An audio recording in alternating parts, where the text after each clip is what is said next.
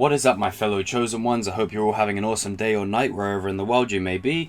In this video, I kind of want to go into a little scene or a sequence of events that I think might play out. Now, you remember in season 1 how when Robby was, in his apartment with those two guys called Cruz and Trey, and then, when he starts to learn Miyagi-Do and they want to break into Larusso autos and steal parts, he says no, tries to take them on, and then in the second season he foils their plan at stealing stuff and gets blindsided on the back of the head.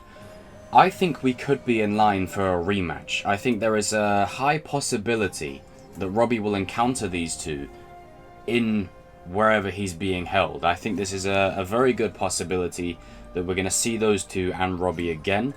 And I think this is part of the reason why it ties into why I said that Robby may have the best arc this season, or at least one of the most entertaining ones, because I feel like he's going to be the one that's probably in the most danger out of any of the characters. After just injuring, everyone's favorite prodigy, and putting him in the hospital, and then also he's managed to piss off every single person, whether it be in Miyagi-Do, Cobra Kai, he's pissed off Daniel, he's pissed off Sam, Hawk, Tori even. So he's in a spot of bother.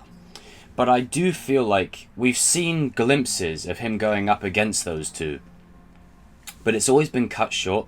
In season 1 when he fought them, he was kind of, new, freshman, kind of inexperienced, and only just started learning the techniques of Miyagi-Do to fight back and stand up for himself.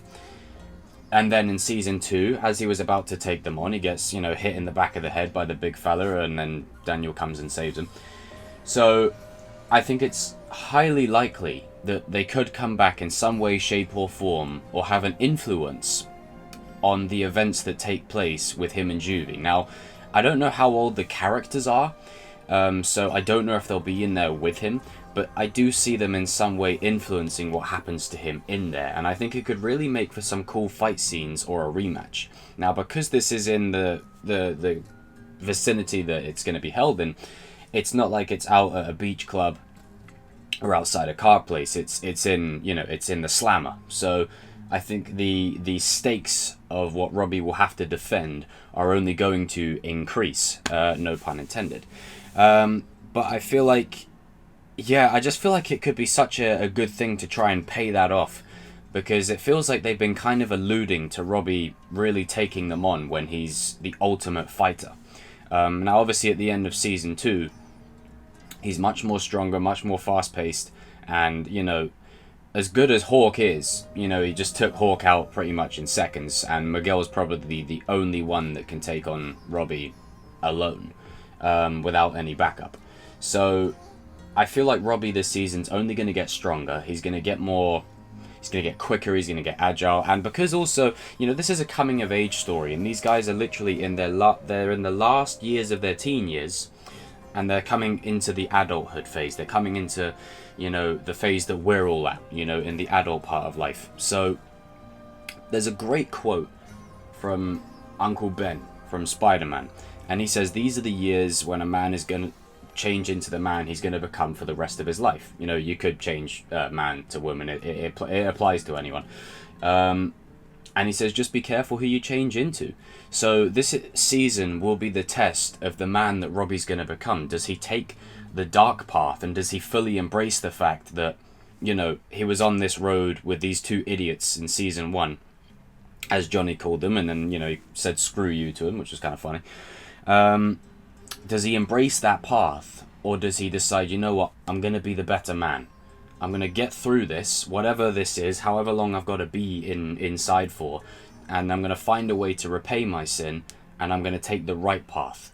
And I feel like Johnny will definitely have a lot of visitations with Robby. I know there's the story of Johnny going to Okinawa. I'm a fan of that. I wouldn't mind seeing that. But I do feel like, in some ways, Robby needs Johnny now more than ever. Daniel already dismissed him. Sam probably just sees him as the guy that pushed her ex over the staircase. Robbie's realistically got no one else. So I think this is the season where Robby and Johnny will be bonding just through visitation. And Johnny will be telling him, look, you know, keep your head down. You can get through this. You can survive. And I think as the season progresses, you're going to see the fights on Robby start to increase. And it's going to change from maybe a 1 and 2 fight against Robby to, I think, a brawl. I think people are going to willingly try and batter him inside. Now, I know a lot of people are probably going to be happy to see that because they don't like Robby.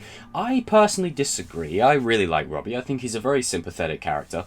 But the problem is with people is they can't look at these other characters. You know, they're too favorite. There's a lot of favoritism that goes on.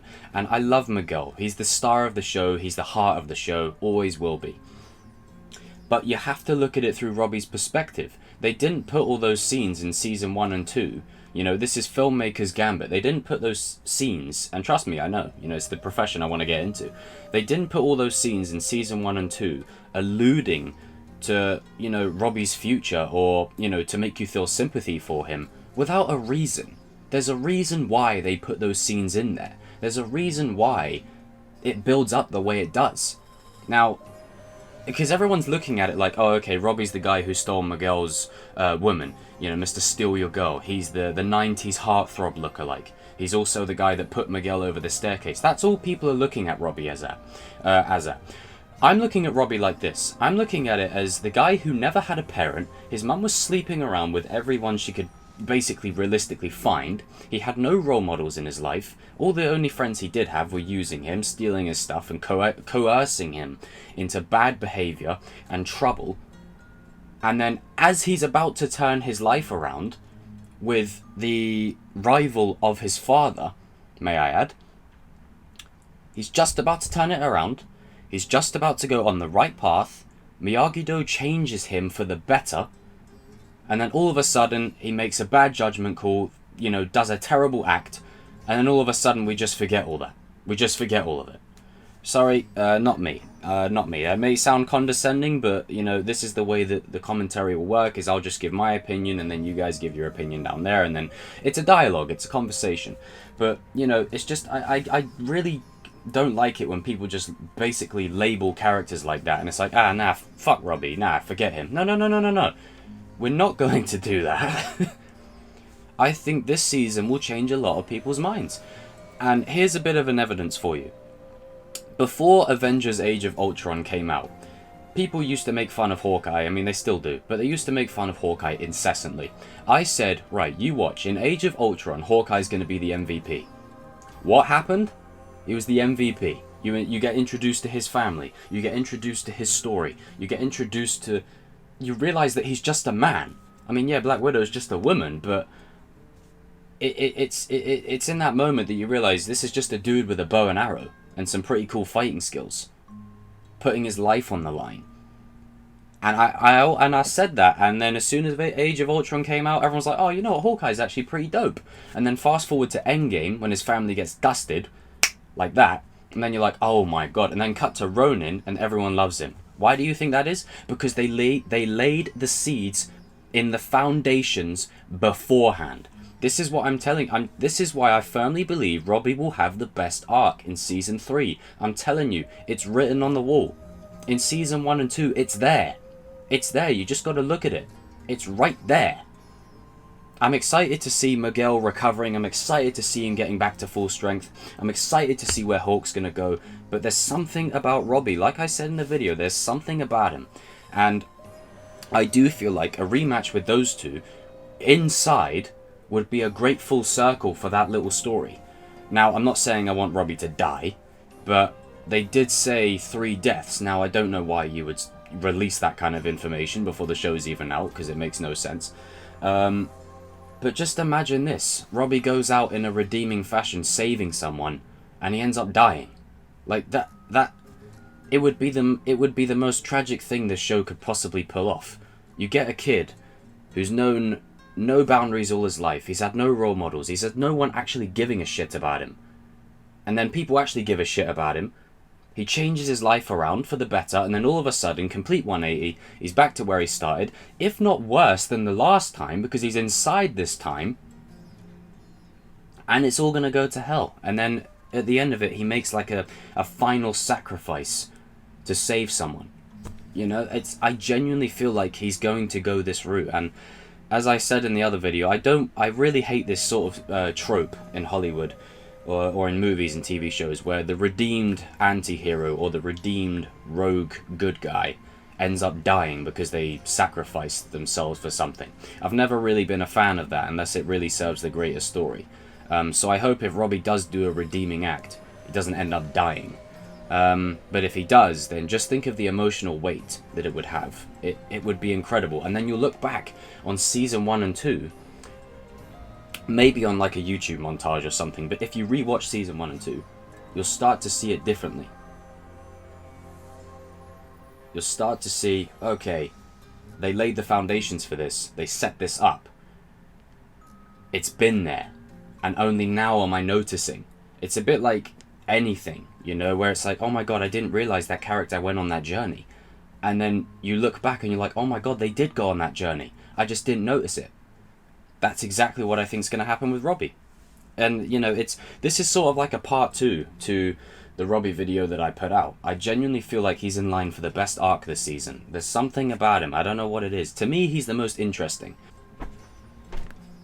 So yeah, anyway, guys and girls, comment down below, let me know what you think. And, you know, do you think this rematch will happen? Do you think we'll see it? Hopefully we do, because I'd be down for a rematch with them, and it would be nice to see Robby actually just kick their ass and, you know, put all of his Miyagi-Do to the test inside. You know, it could make for some cool fight scenes. Think about how many TV shows or movies you watch where the main character goes inside and then they have these fight scenes inside, not just to fight, but to survive. Like, it's a trope, but it's perfect, and I think they could go that route. But yeah, it's more of like a part 2 video to the other Robby video that I put out. A lot of people seem to enjoy that one. It sparked a lot of debate. So anyway, guys and girls, comment down below, let me know. And yeah, hope you're all keeping well and keeping safe in these crazy times. And remember, defeat does not exist in this dojo.